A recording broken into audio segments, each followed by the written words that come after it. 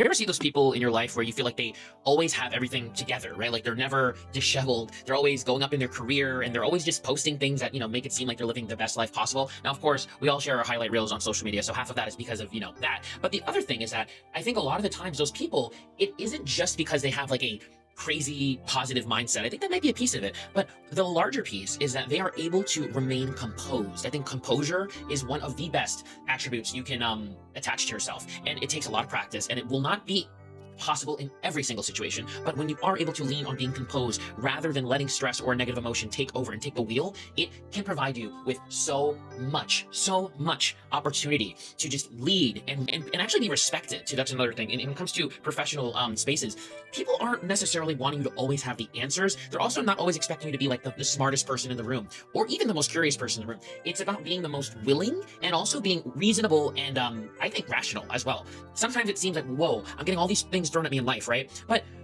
you're not expected to deal with every single thing that's thrown your way unless you don't communicate, right? So that's where it comes in. Being composed with your communication is the biggest skill you can have in life because it'll allow you to achieve balance, productivity, and health unlike anything else. So my biggest advice is to practice this in small ways and keep working yourself up for larger and larger things as well, right? So you're not going to jump right into having a difficult conversation with, your job or, your boss or whatever it may be, or maybe even like your partner if that's something that's very stressful. Start with like small and smaller things. Like for example, let's say you are someone who's a people pleaser and you're scared when you go to a restaurant of like, shit, you ordered, a drink and they completely fucked it up, but you're scared to say something. That is a way that you can practice composed confrontation where you know you're right. You are willing to hear the other person out, but you're not being combative, right? So just to practice that, not only with others, but with yourself.